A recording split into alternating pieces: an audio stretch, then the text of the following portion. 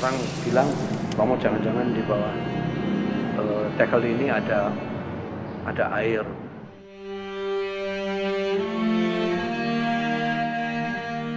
Anugerah yang cukup tinggi, bahwasanya betul-betul di kaki Maria itu ada satu mata air.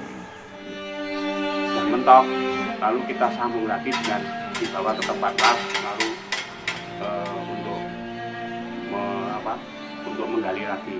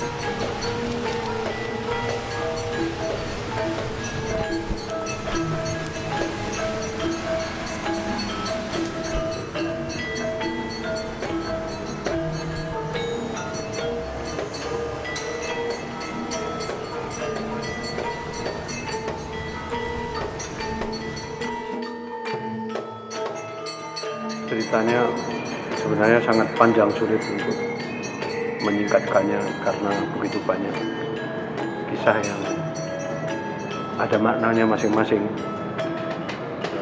Adanya sumur ini tidak bisa dilepaskan dari patung Ibu Deli Maria yang ada di atas itu, yang kita sebut Ibu Risang Sungkowo. Karena pada waktu itu pertama kali saya setelah ditabiskan imam menjadi pastor di sini, gereja ini masih gereja desa dan kita tidak mempunyai patung. Lalu kita membuat patung yang sangat sederhana setelah altarnya disediakan oleh Romo Mariono SY yang saya gantikan. Nah, lalu saya dengan adanya patung ini, umat banyak berdoa di bawah kaki patung ini dulu. Tempatnya tidak seluas ini sudah tembok, ini belum ada ya, dan ini lantai merah dengan tegel-tegel ubin merah itu. Nah, terus suatu saat saya berpikir kalau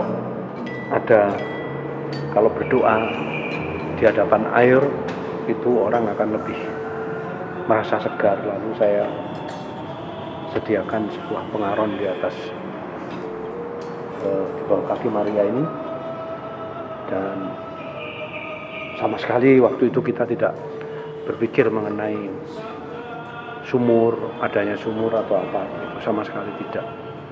Nah, terus ternyata air ini diminum oleh umat, dicoki dengan air biasa dari sumur yang kita punya.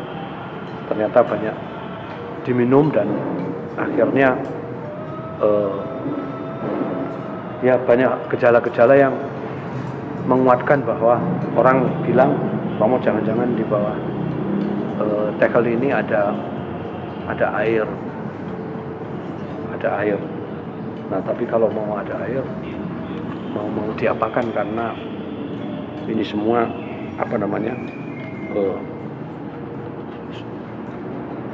tegel yang nggak bisa diapa-apain.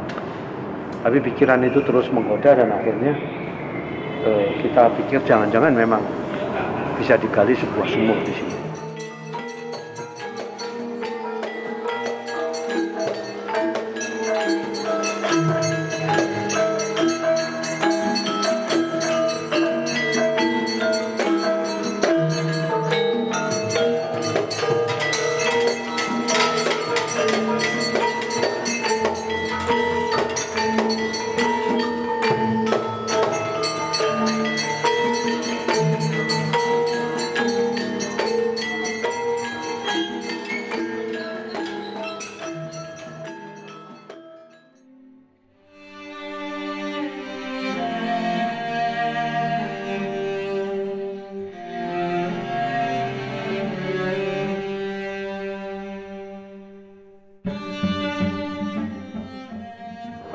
itu kita tirakatan menziarahi 7 sumber air di lereng Merapi ini yang sekarang saya kira sudah sebagian besar sudah hilang karena lahar.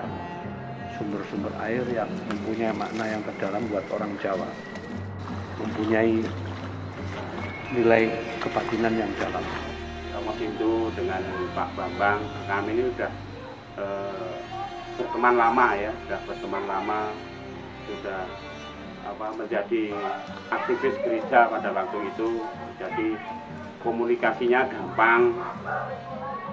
Lalu Romo mengajak kami berdua untuk menemani perjalanan tersebut sebagai laku prihatin yang didasari oleh keinginan untuk mendekatkan diri kepada Sang Pencipta, yaitu Gusti Allah dan alam ciptaannya.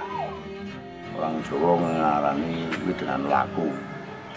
Laku itu ya suatu keprihatinan, suatu rutinitas, dan mencari hari-hari yang orang Jawa bilang cukup keramat, ya. Mungkin jemah kliwon, sosok kliwon, dan itu dilakukan di waktu malam hari.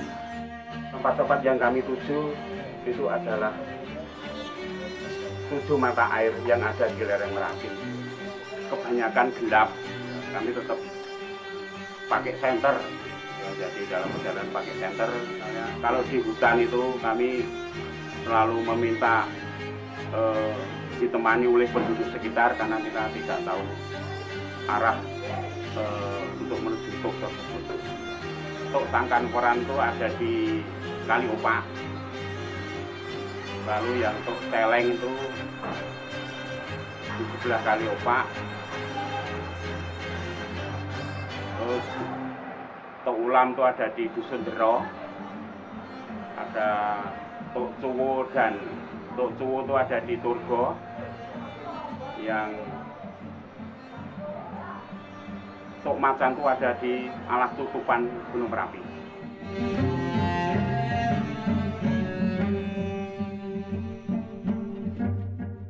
Kita juga mengadakan perziarahan untuk mencari kembang 7 rupa, dan itu pun juga adanya perziarahan yang selalu dilakukan pada malam hari, dan salah satu syaratnya misalnya itu perolehan kembang manggar itu harus kita mencurinya pada malam hari.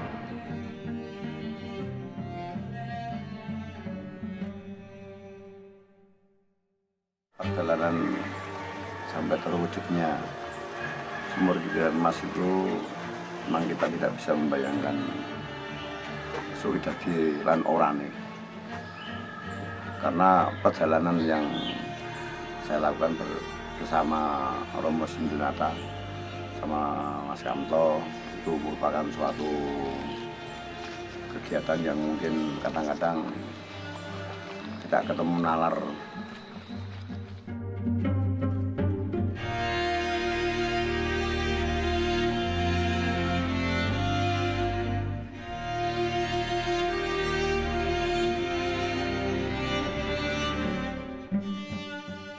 Nah, dari situ banyak hal, dari satu perjalanan sendiri juga aku tadi mengatakan bahwasanya penuh dengan laku, berkelok-kelok kita menuju ke satu tempat yang semuanya itu mempunyai satu background nilai yang historis, bahkan itu fakta juga bahwasanya cerita istilahnya orang sekitar, ceritanya yang pernah merasakan bahwasanya mata air semua itu adalah mempunyai nilai yang cukup tinggi. Inilah salah satu lambang air yang ada di lereng Merapi yang betul-betul itu sungguh sangat mencekam. Kita merasakan waktu itu ya, sampai terdengar orang sekitar mengatakan ada suara semacam kayak peluit, bahwasanya itu adalah ular. Nah, suara-suara itu selalu kita mendengar, dan dalam satu perjalanan itu cukup banyak. Jadi di sekitar itu juga penuh dengan hewan. Merasa was-was, jangan-jangan nanti terjadi sesuatu dari apa yang saya dengar dari cerita-cerita penduduk sekitar, cerita yang menyeramkan. Oleh karena itu, untuk menghilangkan rasa takut, dalam situasi itulah kami berdoa secara pribadi, lalu kami melakukan berendam atau dalam bahasa Jawa disebut kungkum. Setelah kami melakukan kungkum itu cukup, kami langsung pulang dengan membawa air tersebut kita masukkan dalam botol kecil. Dan ketujuh mata air tersebut sekarang kami satukan dengan air sumur Kitiran Mas yang ada di desa.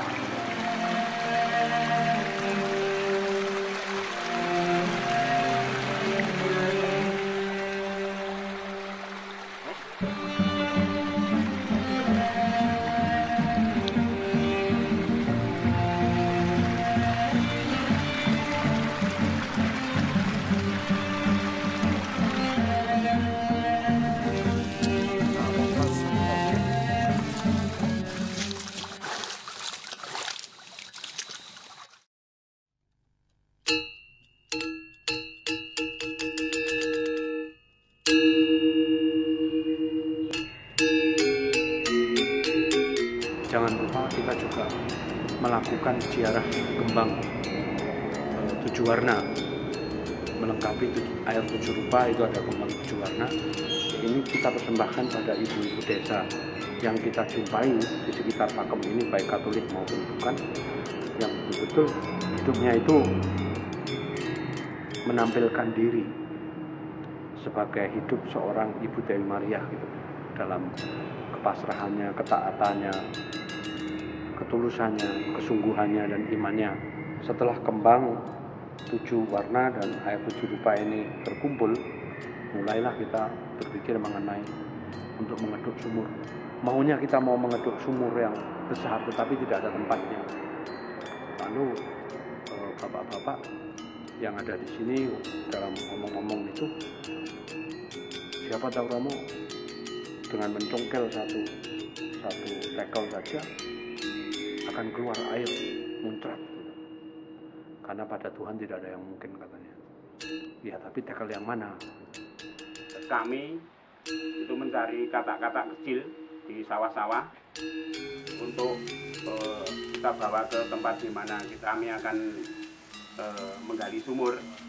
Karena ada kepercayaan di mana ada tempat yang basah, itu katak itu senang di situ. Itu di bawahnya pasti ada mata air, ada cerita rakyat seperti itu. Senadyan aku mengkodok ningen aku ing tanganing Sang Dewi, sapa sing wani karo aku.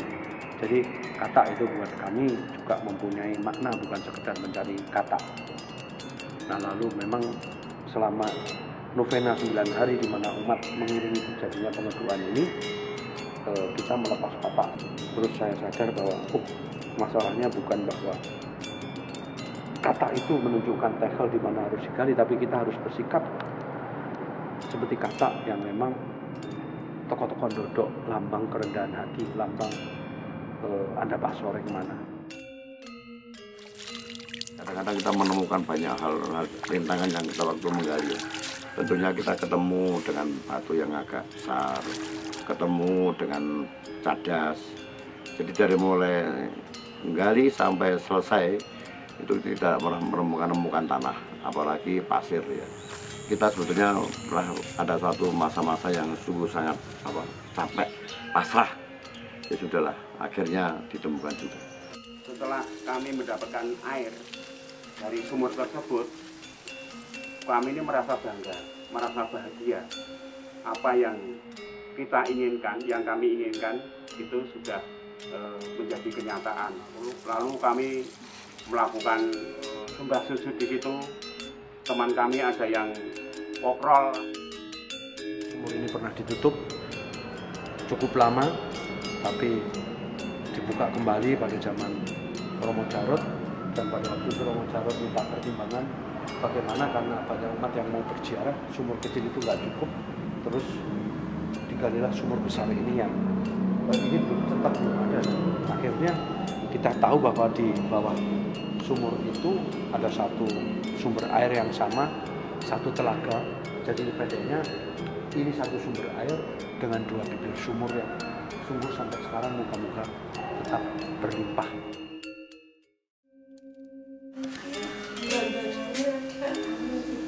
Nanti Pak benake metu.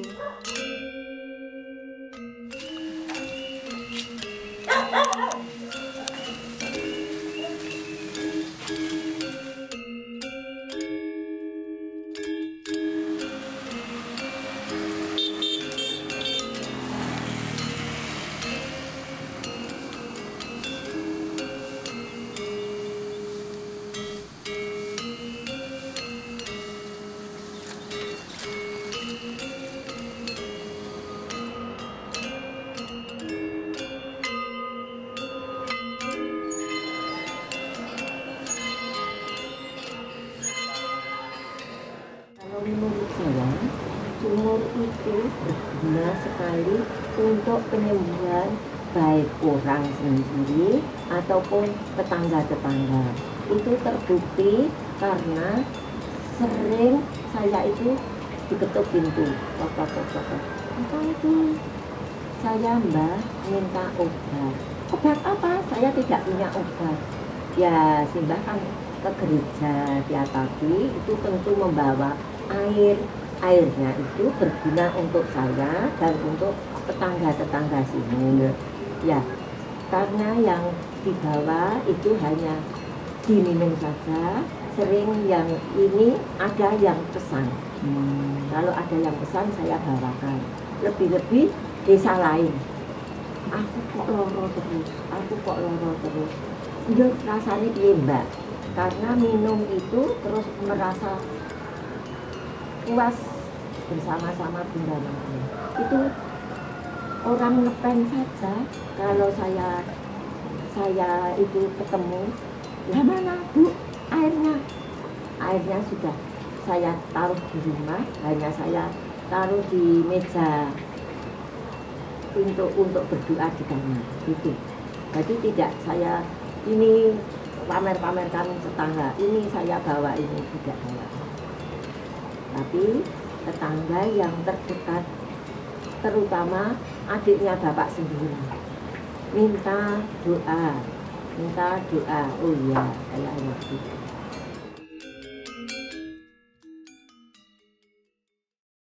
Kanjeng Ibu Tia Maria,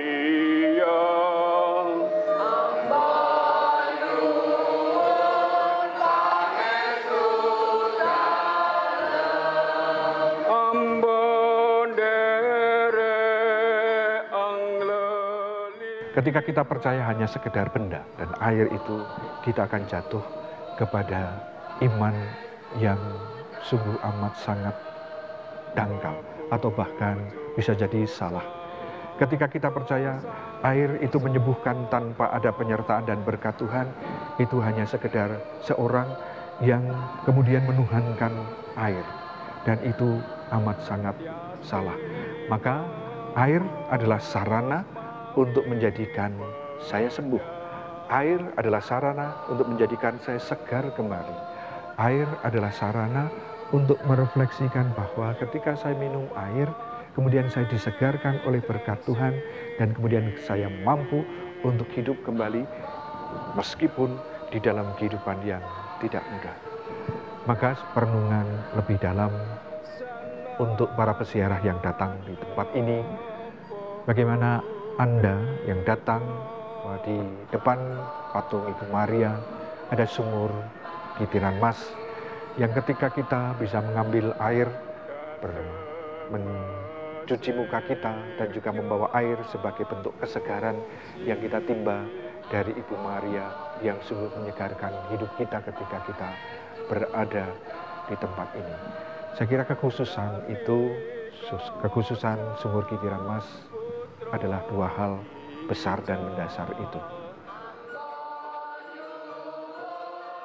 Ketika erupsi Merapi, orang banyak mengambil manfaat dari air ini, dan sungguh sangat menakjubkan karena sampai sekarang ini, dan harapan kami terus bahwa sumur ini tidak akan kering, akan terus basah dan membasahi jiwa dan menjadi kesegaran jiwa lagi. Siapapun yang menimba air minum air dari sumur ini.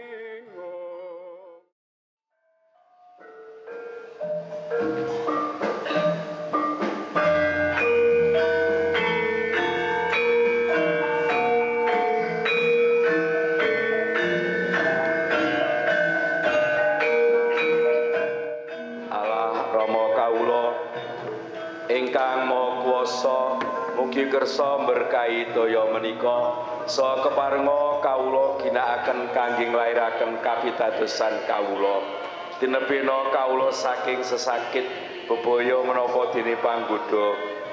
Krana asih tresna dalem marengna supados toyaning agesang ingkang asung karahayon tansah lumeber ing manah kawula supados kawula saged pantes sowaning ngarsa dalem kanthi manah suci murni sarta saged ngoncati sedayaning bebaya ingkang ngancam jiwa raga kawula lantaran Sang Kristus Gusti kawula. Amin.